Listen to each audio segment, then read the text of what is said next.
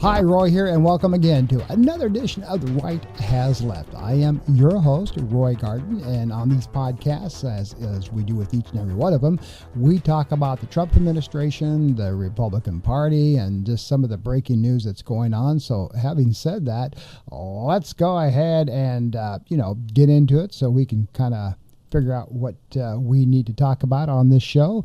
And we're going to start off with John Bolton. And as you know, that's kind of like late breaking news. So let's kind of go ahead and get into that right now. As you know, John Bolton was in the Trump administration's first go-around. And what has happened is that federal agents busted into Bolton's house in Bethesda, Maryland, just recently, and it was around 7 a.m. local time a couple days ago. And an investigation which was ordered by the FBI Director Kash Patel, and who also, of course, as most of these people in the Trump administration do, took to social media with a cryptic post, and minutes later said, "No one is above the law." And hashtag FBI agents on a mission. He wrote without directly referencing the raid, of course. FBI Deputy Director Dan Bongino also shared the post and wrote, "Public corruption will not be tolerated." And meanwhile, Attorney General Pam Bondi also warned America's safety isn't negotiable and justice will be pursued, always. Trump told reporters that he saw the raid on television just this past Friday morning and said he did not know any details about the investigation. Wink, wink, wink. He's not a smart guy, he said about Bolton, but he could be very unpatriotic as well. I mean, we're going to have to find out. I know nothing about it. I just saw it this morning. Watch this clip. Have you been briefed on the FBI raid of John Bolton's home? No, I don't know about it. I saw it on television this morning. I'm not a fan of John Bolton.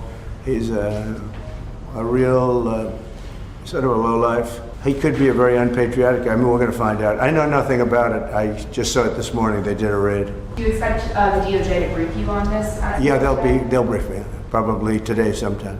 When I hired him, he served a good purpose because, as you know, he was one of the people that forced Bush to do the ridiculous bombings in the Middle East. Bolton, he wants to always kill people, and he's very bad at what he does, but he worked out great for me because every time he doesn't talk, he's like a very quiet person, except on television. If he could say something bad about Trump, he'll always do that, but he really doesn't talk, he's quiet. I tell Pam and I tell the group, I don't want to know, but just you have to do what you have to do. I don't want to know about it. It's not necessary. I could know about it. I could be the one starting it. I'm actually the chief law enforcement officer. But I feel that it's better this way. So CIA Director John Ratcliffe provided Patel with limited access to U.S. intelligence that served as a basis for the search warrant, a source familiar with Bolton's raid, and the evidence used to justify it. I can't give any more detail, he said to the media on that. Let's just say John Bolton really had a nerve to attack Trump over his handling of classified information. And a staffer said that when they picked up the phone with this person, a journalist who was getting this information, and then he said, "Have a nice day," and hung up quickly. The probe into classified documents was first launched years ago, but later shut down by the Biden administration for political reasons, according to a senior U.S. official. The Justice Department, under Trump's first administration, argued that Bolton's 2020 memoir, The Room, Where It Happened, which is sold, he sold quite a few books on that, contained classified material and sought to block its publication. Now, a federal judge ultimately allowed the book to be published. And again, this is obviously a political thing that's going on here. You know, Trump has been going after anybody and everybody that's publicly said anything negative about him or his administration.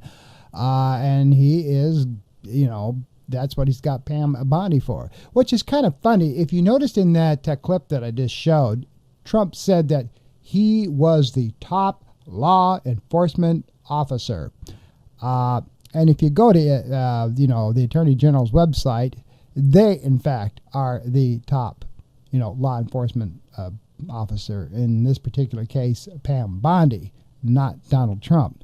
Now, of course, he likes to say things like that because it gets them all worked up and ready to go. So it's kind of interesting. Let's move on to other news that's late breaking before I get into the crux of this podcast. This gentleman here is Lieutenant General Jeffrey Cruz, and Pete Hegseth has just fired him.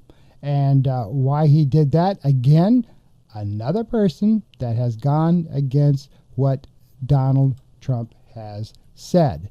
And it's kind of sad, but he fired this Defense Intelligence Agency Lieutenant Jeffrey Cruz just a couple of days ago. The firing follows a June preliminary assessment from the DIA, the Pentagon's main intelligence wing, of the Iran's military strikes, which prompted vicious backlash from the Trump administration. Now, Pete Hegseth fired this guy because, and he's fired a few generals here recently, and he's purging all of these generals, especially some of them that were under the Biden administration.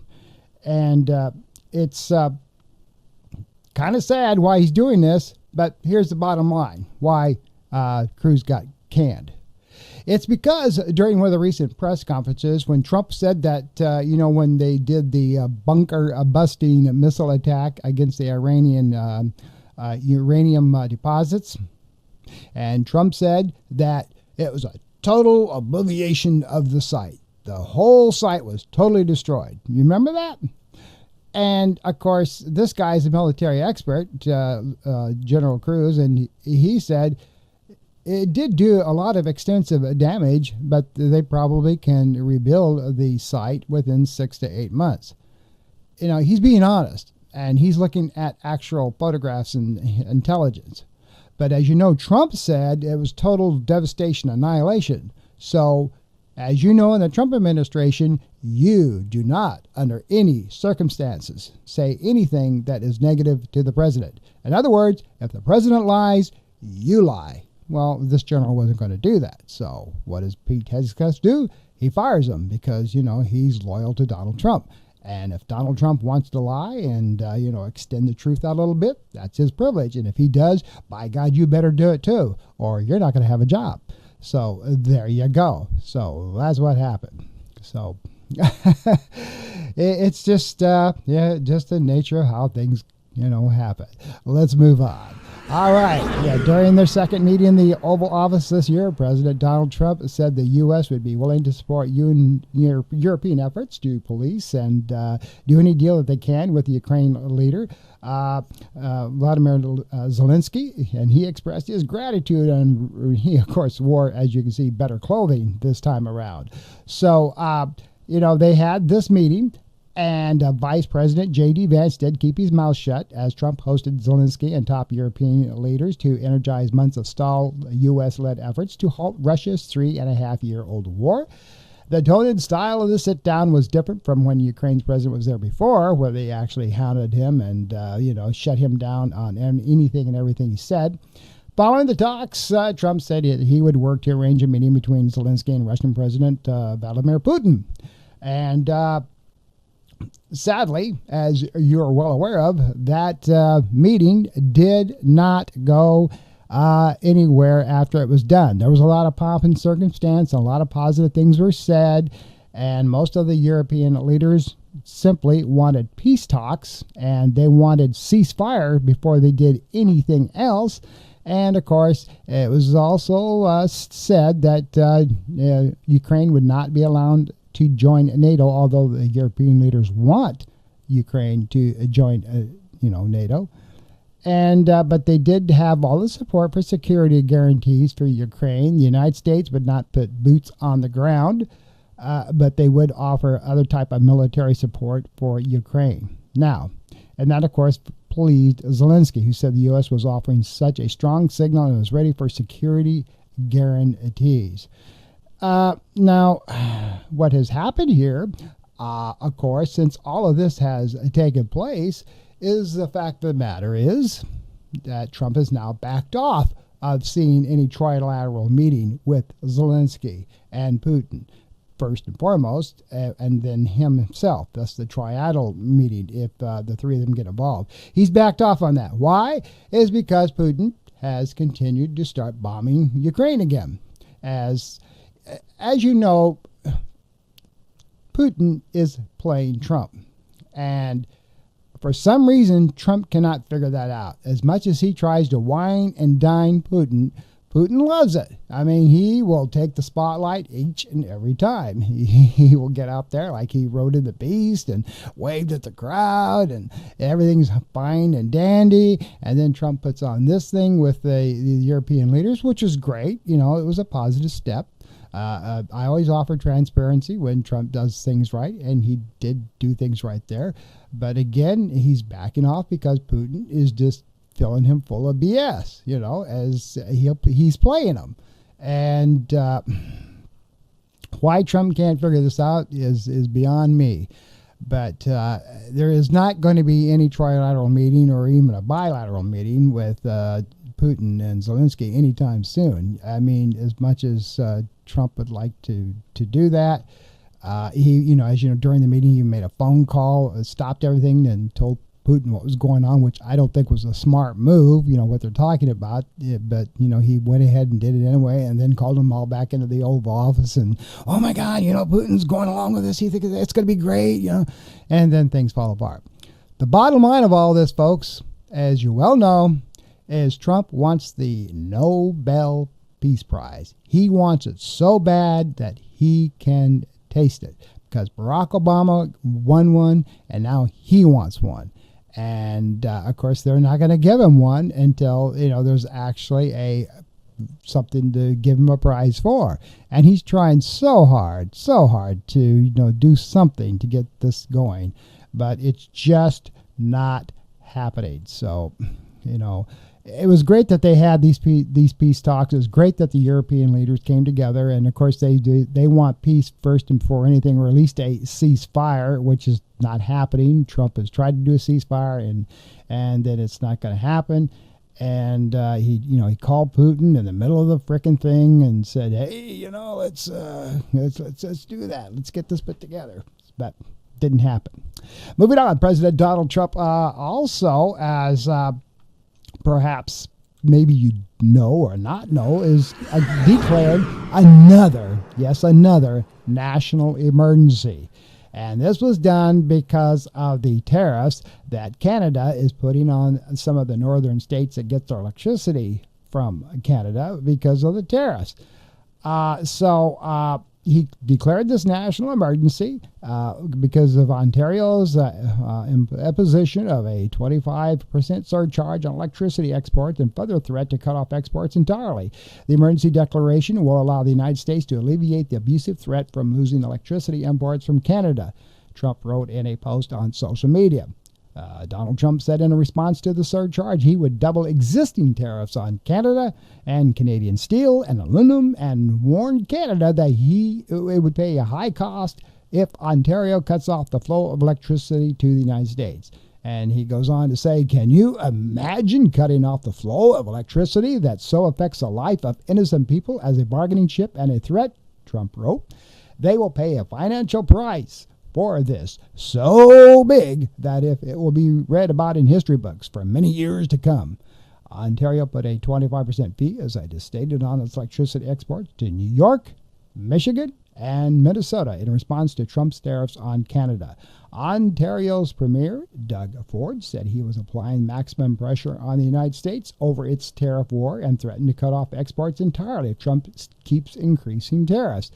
Ontario was the largest exporter of electricity to the United States in 2023. Trump already declared a national emergency on January 20th, unlocking the emergency authorities to fast-track permitting and to seek to retain production of baseload power plants.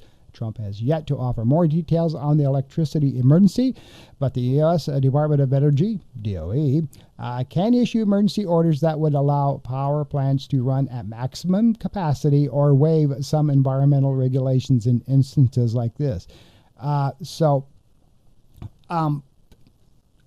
What we have here is, you know, this tariff war, and it's kind of sad that, you know, from time to time, you see this little pissing contest go on between the United States and Canada.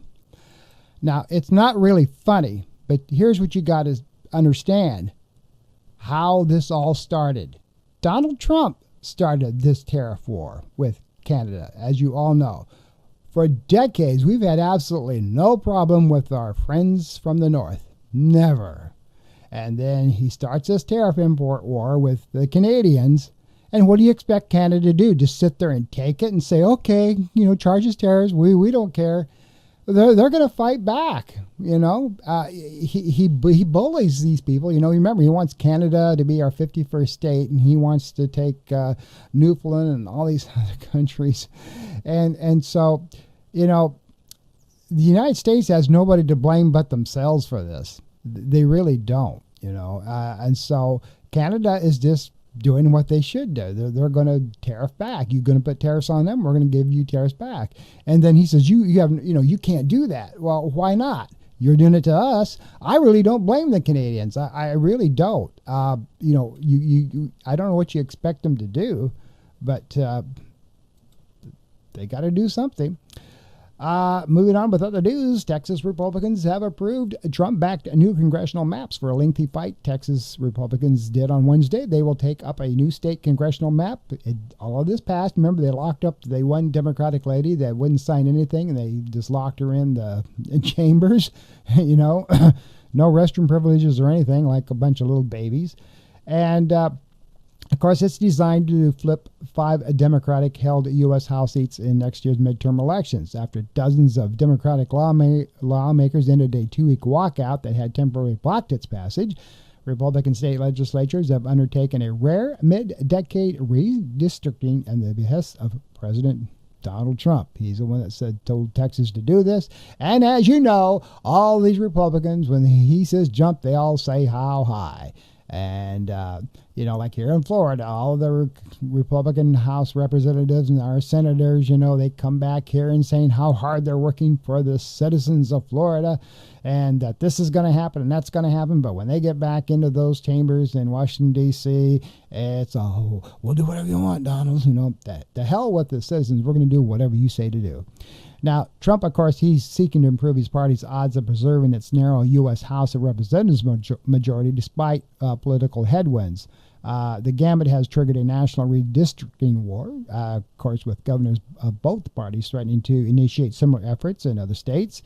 And, of course, the leader of all this is Governor Gavin Newsom, who has jumped pretty much to the top of polling to, run for president. So, he's making some positive headwinds in that direction. And, of course, Donald Trump, he doesn't like that. That's why he wants to send the National Guard back into Los Angeles, maybe. And he's... and bottom line here is, what do you expect, the Democrats to do? I mean, seriously, if you got gerrymandering going on in Texas and here in Florida and other Republican, red states, so they can put more of the representatives into the House of Representatives, the Democrats are going to fight back. And it's sad that it has come to this because both parties, I should really say, shame on you. The district should be for the people to vote on, not for both parties to have to maneuver to do what they got to do. Our democratic system here in the United States is going straight to hell. That's really what's going on. We, the people, don't have any say-so in anything anymore, hardly, because of all of this. The both parties want to put in who they want to put in. And the Republicans started this BS. So, what are you going to do? It's either fight or lose, and it's those with the most toys wins is what's really going on here. So it's like I said, it's a damn crying shame that this stuff has happened, but so it goes. Moving on to other news. This lady here is Lisa Cook. And President Donald Trump's Housing Regulatory Agency said Wednesday that the Federal Reserve Governor, Lisa Cook, who sits on the Fed Reserve Board, will have to resign or else be fired for cause over what she claims is evidence, or what he claims, is evidence of a mortgage fraud by the central bank official. To be honest, I think she needs to resign quickly, said Bill Pulte, director of the Federal Housing Finance Agency. He says, I think she will have to resign, or I think she'll have to be fired. The remarks came after Trump, reacting to Bolton's letter asking the Department of Justice to criminally investigate Cook, demanded that the governor must resign now. Bolton's central allegation is that Cook claimed 2 different properties as her primary residence at the same time. You cannot do that in America, he said on the agency's chief, who has aggressively backed Trump's frequent attacks on the Fed and its chairman, Jerome Powell, whom I'll be talking about here in just a second. He assisted the actions were all political. There's no funny business going on. He said this is straightforward stuff, and if you commit mortgage fraud, especially in here in America, you'll be prosecuted. But he tore into Cook at the length on social media earlier Wednesday morning. Lisa Cook is cooked. Oh, that's really good there, Donald Trump. He wrote in a post. In other, Bolton wrote that he believes that Trump has a cause to fire the Fed governor, who was nominated by former President Joe Biden in 2022. Central bank governors can only be removed for cause under the law, which is generally understood to mean serious misconduct. Though he appeared to suggest that Powell, not Trump, could be the one to do it, I'll tell you this, Jay Powell, he has a chance to do the right thing by the law. I mean, this is just, this is common sense, what he needs to do here, Bolton said. But the Federal Reserve Act of 1913, folks, states explicitly that the board members can only be removed by the president. Moreover, the Supreme Court suggested earlier this year that the president does not have the authority to remove Fed governors over policy disagreements. So let me back up there. Board members can only be removed by the president under extreme circumstances, the Supreme Court suggested earlier this year, but the president really doesn't have the authority to arbitrarily remove federal governors over policy disagreements. So you see the difference here? Cook's letter to Attorney General Pam Bondi is the latest example of Trump administration airing allegations of mortgage-related wrongdoing against the president's opponents. The Justice Department is investigating Senator Adam Schiff, Democrat from California, too, and New York Attorney General Letitia James on similar grounds about, this mortgage issue. It also shows Trump expanding his efforts for the feds to slash interest rate, a pressure campaign that is so far mostly focused on Jerome Powell. Now, what I want to basically bring up here is, again, as you can see, this is all political, going after, the Federal Reserve board members, and going after Jerome Powell. And this is what I said. As you know, the feds meet yearly in Jackson Lake Lodge in Jackson Hole, Wyoming, and Grand Teton National Park. And Jerome Powell has now finally said that he may lower interest rates in September, depending on the economic climate and looking at more data. He didn't talk too much about Lisa Cook at that meeting, but again, the president really, in this situation, doesn't have the authority to fire Lisa Cook. Jerome Powell would have to be the one to remove her, and of course, the investigation is ongoing, so we'll have to see what happens here. It's sad that you get into these witch hunts that you see here, and it's sad that Donald Trump, he cannot take any criticism. He cannot take anybody talking negative about him. This even goes into the media, which I'm going to jump in here in a moment. He has to have full control, and he wants everybody to bow down to him. This is why we're getting into an authoritarian type of country. I've been around a while, and I've never seen one president act like he does. It's sad that he can't take some kind of, this is why we live in America. It's okay to talk negatively sometimes about your president. That's our First Amendment rights. It's either his way or the highway. And people, this is why we have a two-party system. At least we're trying to have one, to where a lot of American citizens have a different point of view, and you're allowed to do that. There's nothing wrong with that. But this guy won't take anything negative about him. It's either, if you do, by God, I'll get rid of you. And it's sad that he has to be that way. It's like a little child, And speaking of little child, Donald Trump has hailed an appeals court's decision to throw out a nearly $500 million judgment against him in his New York civil fraud case as a total victory, which again is wrong. That's not true. Which, as you will see in here, he called the judge who imposed the fine to be admonished for abuse. And in a lengthy post on Truth Social, again he goes on his little Truth Social thing and and the president called the case a political witch hunt, which it wasn't. He claimed everything I did was absolutely correct, which it wasn't. The sentence still is but it's held solid. It's just a fine is what they threw out. And he says it was correct and perfect. Per my earlier post on this, it was far from a total victory for the president, though. The appeals court was splintered, with 2 judges finding that Trump was properly held liable and the case vindicated a public interest, but did find that the penalty was excessive and that violated the U.S. Constitution. So 2 other judges also found that there was authority to sue, but a new trial was necessary because the trial judge should not have held Trump liable for fraud at the outset. Only the 5th judge said the case against Trump should have been dismissed. So there you go.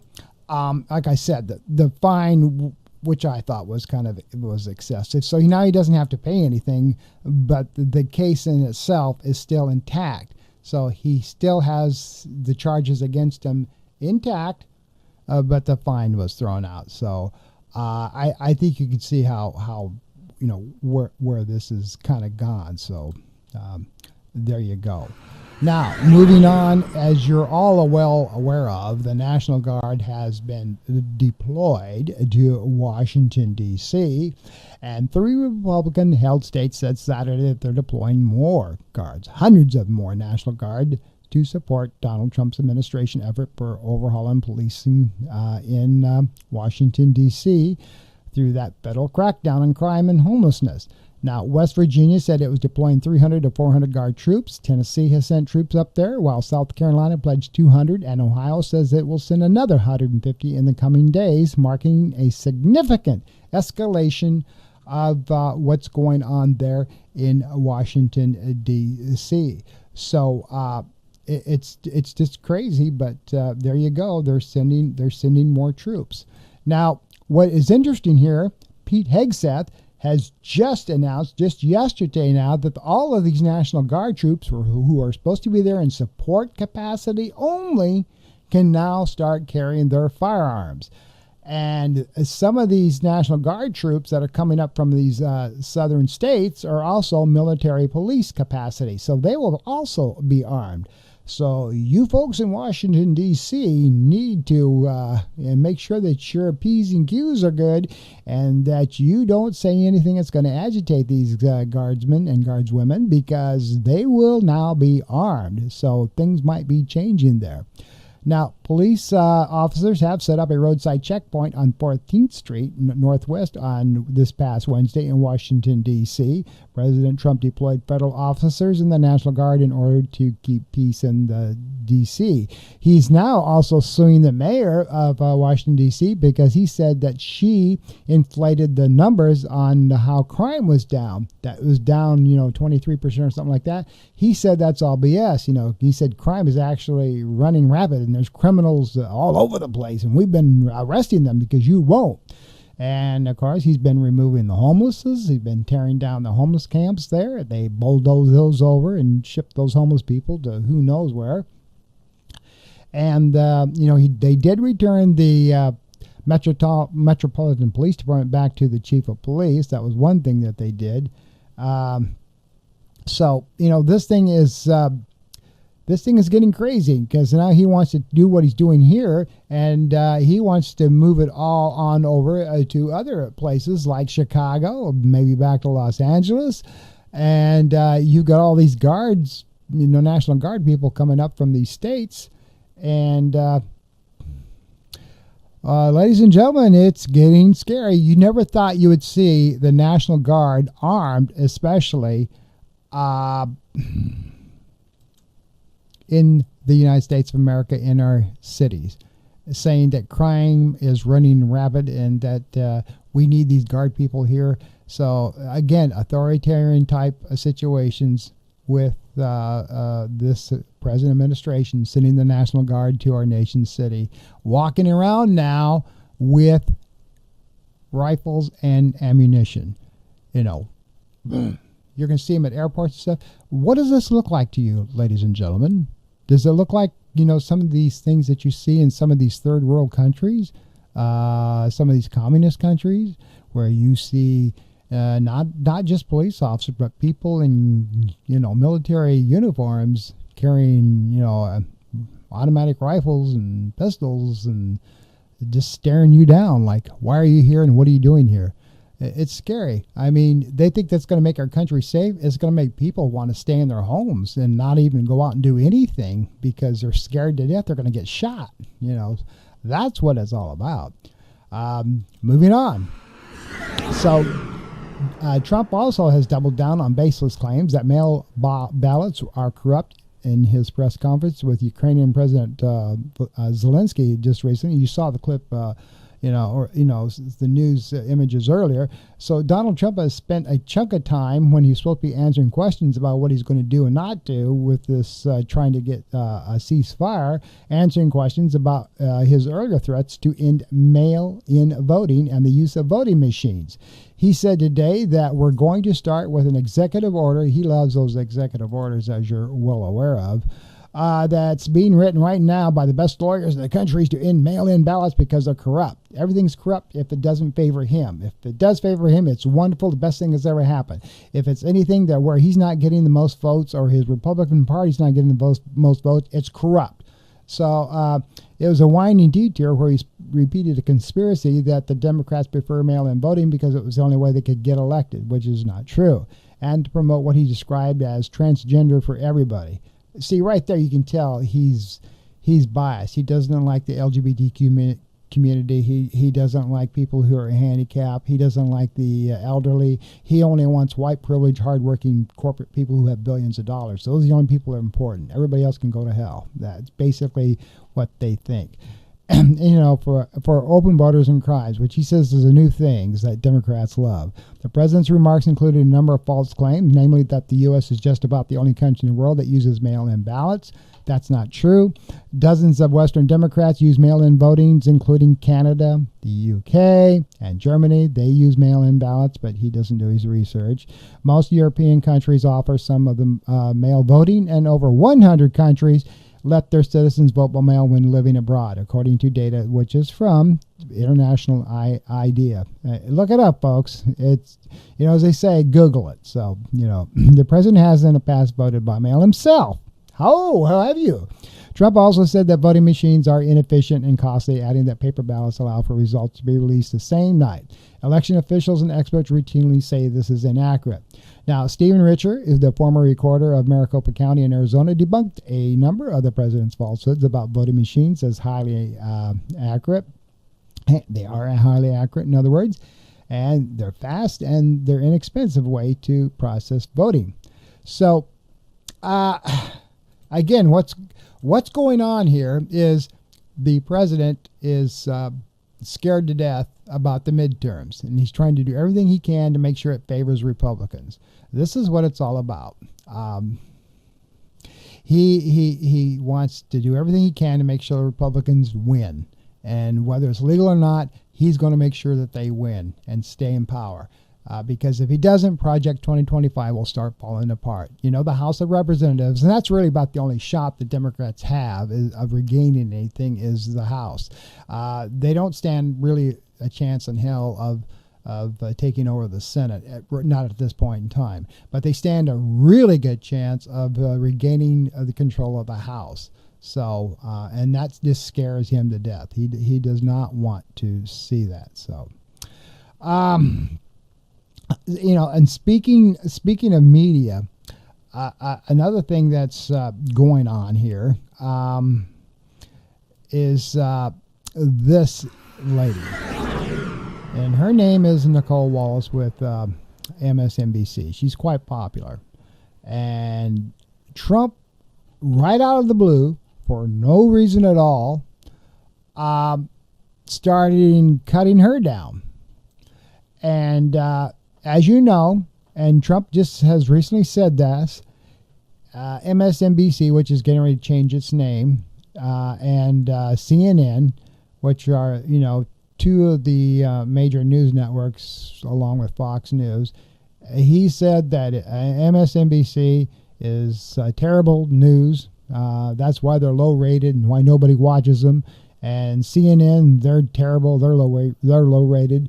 And he called Comcast, which owns, NBC, among other networks. So why he went after Nicole, I have no idea. But he claims that she's going to be fired soon. And Donald Trump took to Truth Social this past Sunday, August 17th, to be specific, to unleash a shocking rant against political commentator Nicole Wallace, vowing that the host will soon be fired. She hasn't. The drama began when Trump made a cryptic post that read, Bella, lending many Truth Social users debate what he meant there. What does that mean? In the replies, the commentator shared a photoshopped image of Wallace with a Karen haircut and a red nose alongside the captions, "Clown News," and Nicole Wallace is afraid of losing her job. Get her a WAMA ambulance, Trump replied to the post, writing, "She's a loser with a bad ratings who is already thrown off of the View, and she's going to be fired soon." She currently hosts Deadline, which is about the White House. It's called Deadline the White House on MSNBC, though she previously co-hosted ABC's The View, joining a long-running daytime talk show in September of 2014. She exited the series after just one season. Before her TV career, Wallace served as the White House communications director for the second term of George Bush. So obviously she's a Republican. And Trump had earlier raged against those who had criticized his recent meeting with Russian President Vladimir Putin. In Alaska, writing, "It's an incredible show how the fake news violently distorts the truth when it comes to me. There is nothing I can say or do that would lead them to write or report honestly about me. I had a great meeting with Alaska on Biden's stupid war, a war that should have never happened," he continued. So he goes on and on and on. This is one of the most insecure presidents I've ever seen. So when anybody says anything against him using their First Amendment rights, he bullies them or sends his cronies after them or does all he can to get them fired. I mean, this is what happened to CBS. CBS was behind a rock and a hard spot when they wanted to merge with Skydance, and they needed the FCC's approval. So what did CBS do?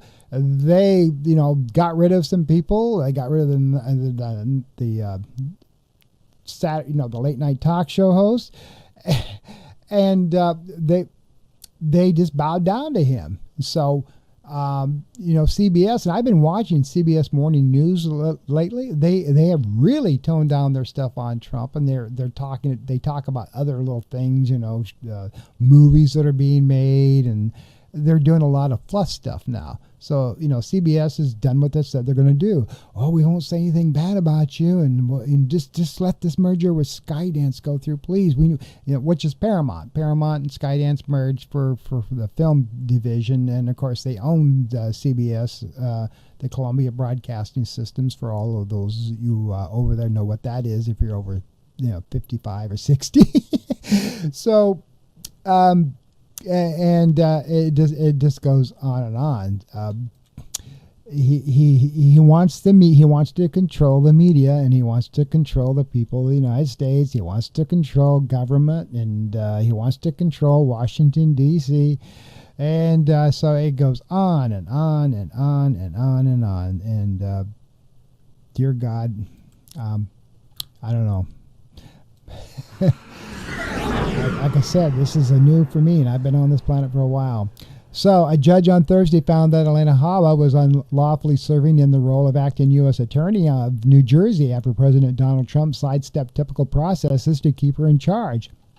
Judge Matthew Braun said Abba has not been the rightful temporary U.S. Attorney for New Jersey since July 1st, a ruling that follows two criminal defendants in New Jersey challenge her appointment in court, alleging it was unconstitutional. Wow. So faced with the question of whether Miss Hava is lawfully performing in the functions and duties of the office of the United States Attorney for the District of New Jersey, he said, "I conclude that she is not. Braun wrote in a 77-page order. Hava, Trump's former personal defense lawyer, had been serving as the interim U.S. attorney, but when her term expired last month, Trump and U.S. Attorney General Pam Bondi used loopholes in federal vacancy laws to install her as acting rather than interim U.S. attorney. One of the defendants in the district, Julian Gerard, alleged that the moves violated his constitutional rights because of the string of unconventional actions it took to attempt to keep Hava in the role. Braun, an Obama appointee serving in the middle districts of Pennsylvania, agreed and found Hava could not prosecute Gerard or other defendants who challenged Hava's position. The judge said the criminal cases could proceed in the court district, just not under Hava's purview. So, just move it to a different attorney general. This has also been an interesting case because last month the New Jersey judges made the rare decision to decline to extend Hava's term and instead appointed career attorney Desiree Grace to the job. Trump and Bondi fired Grace, withdrew Hava's nomination as permanent U.S. Attorney General, and then reinstated her as acting U.S. Attorney, which they said kept Hava in charge for at least another 210 days under federal statutes. So there you go. Again, this is another case of Donald Trump and Pam Bondi, who does his bidding. He tells Pam what to do, and she does it. Do everything you can to make sure my people are in place. Make sure my attorney generals are there and all over the United States, that we've got everything covered. So whatever happens, we can control it into our favor. I want Republican judges, and I want this, and I want that. And this goes back to the Bolton thing. It's probably a Republican judge that signed off on that search warrant, to get in there. And, this vengeance is mine attitude that we have been seeing is scary. It really, really is. So it breaks my heart that you have to see this kind of stuff. And like I said, for all the years I've been around here, I've never seen such, authoritarian government stuff that's been happening, and breaks my heart. It really does. All right, let's move to our top story. And our top story today, folks, as we get down to winding down this edition of The Right Has Left, is going to be dealing with what's going on here in Florida, because there's a couple things that's just, again, really, really sad. And we're going to start off with, the rainbow sidewalks that we have here in Florida. Well, a lot of these sidewalks are no longer here. And that is because the state of Florida, which they said are under orders from the U.S. Department of Transportation, says that they need to be removed because there's no longer political statements, which they call these rainbow sidewalks for the LGBT community, can no longer be around. Now, this particular rainbow sidewalk that you're looking at is in front of the Pulse building, which, as you know, was a large massacre of people that were shot and killed, and that was put there in memory of them. Now, other rainbow sidewalks do exist in the state of Florida. Many of these cities took defiance to the state of Florida's orders and said they're not going to paint them over. So our illustrious governor went ahead and decided, then if that's the way you're going to be, then I'm going to send my own Florida Department of Transportation people out, and we're going to repaint them over ourselves, if that's the way you're going to act. And he did just that. In the middle of the night, when nobody's around, they repainted the sidewalk in front of the Pulse building, and because he said it was a safety concern. Now, that rainbow sidewalk was there to mourn the people, as I said, that were killed in the Pulse shooting. It happened in 2016. And Orlando had that sidewalk put there. And the State Department painted over it. And, even though 49 people who were killed after gunmen opened fire at that gay nightclub in June 2016 in what was the largest mass shooting in United States history at the time. Orlando Mayor Buddy Dyer said he was devastated by its removal, calling it a cruel political act on social media. This crosswalk not only enhanced safety and visibility because of its beautiful colors for the large number of pedestrians visiting the memorial, it also served as a visual reminder of Orlando's commitment to honor the 49 lives that were taken, he said. Carlos Smith, who is also an openly gay state senator, said that the Florida Department of Transportation had ripped the rainbow colors off of the city sidewalks in the middle of the night. In a video where he said was standing in front of the repainted crosswalk, he went on to say that the department had illegally vandalized a city property without providing the city of Orlando notice or getting their approval. I cannot believe that Governor Ron DeSantis' administration has engaged in this hostile act against the city of Orlando. He said it is the response in the video. DeSantis wrote on X, "We will not allow our state roads to be commandeered for political purposes." So honoring 49 people who were killed in the Pulse shooting and having that one sidewalk in rainbow colors is a political statement. I beg to differ, Governor Ron DeSantis. There are other rainbow sidewalks, like I said, across the state of Florida, and he is sending his crews to each and every one of those cities that have defied the orders and left the rainbow sidewalks intact. He's going to go repaint every each one of those, and he's going to build the city for doing it. Now, I'd like to know who's going to go down to Key West. Key West has a rainbow sidewalk, and they've also refused to have them repainted. Now, what's kind of interesting here, and I respect the people in the city of Orlando, they have been using colored chalk, and they said they will continue to do so, and just color in that sidewalk with colored chalk each and every day. He said the city can, the department can go back and wash them off or whatever, but they'll just go right back in and color them back in again. And so this stuff is so petty, and this is why I do this podcast. So much of this stuff that is happening is so damn childish and petty. Not only across the U.S., but here in Florida, some of the stuff that Ron DeSantis does is so damn childish and petty. It's just sad. It really, really is. And those sidewalks didn't bother one damn soul. It's just that they're going after the LGBTQ community. They make up some of those stupid excuses. And then, they do stuff like this. Those sidewalks are not bothering anybody. It's just that their ideology, white privilege people, that's all we want that does this stuff. We can't have this. And then they boasted, they go and boasted on Christianity and all that stuff, and then they turn around and do this. Like the Bible says, look at the plank in your own eye first. But, they won't do that.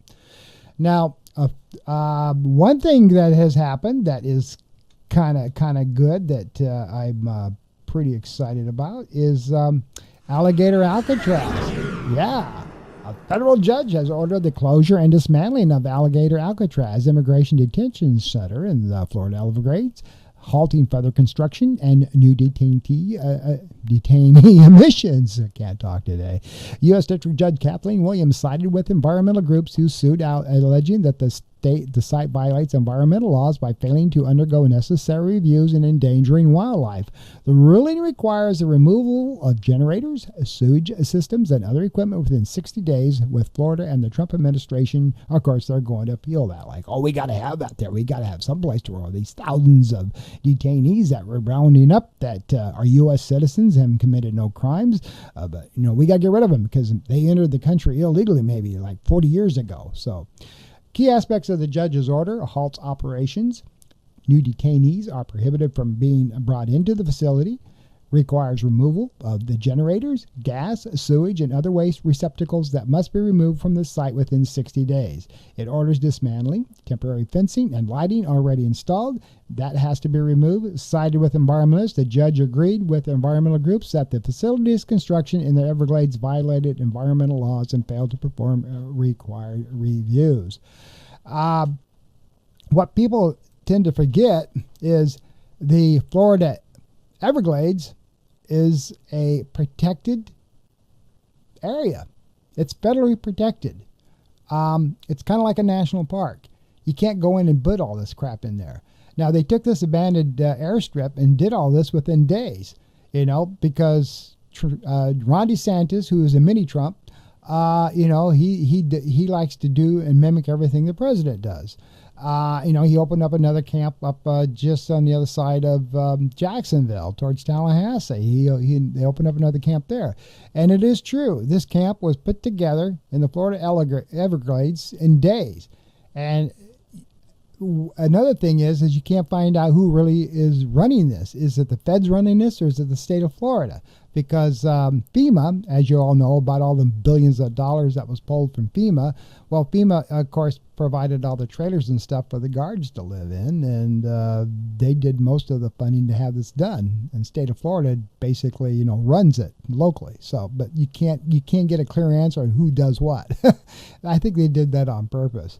But, kudos to this federal judge. Now, of course, they're going to appeal it and said it's necessary and all this and that. But we'll find out what's going to happen here really soon.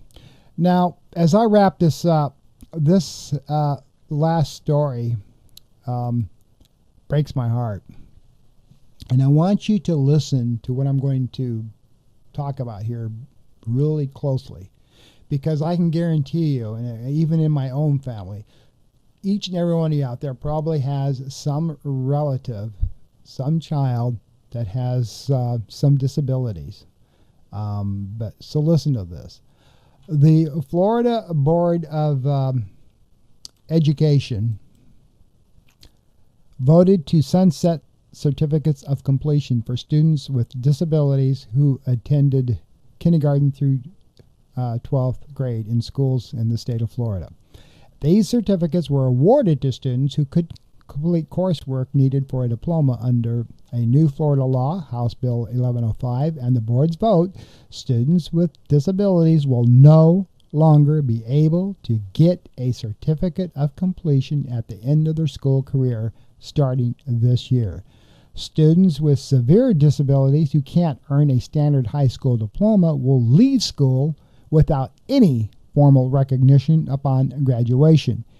Now, Amy Van Bergen ran the Down Syndrome Association of Central Florida and is now the mom of a son with disability. She said her son Will, that's his name, wouldn't have been able to get 2 jobs he works at a law office without his certificate, and she's worried for other students like him.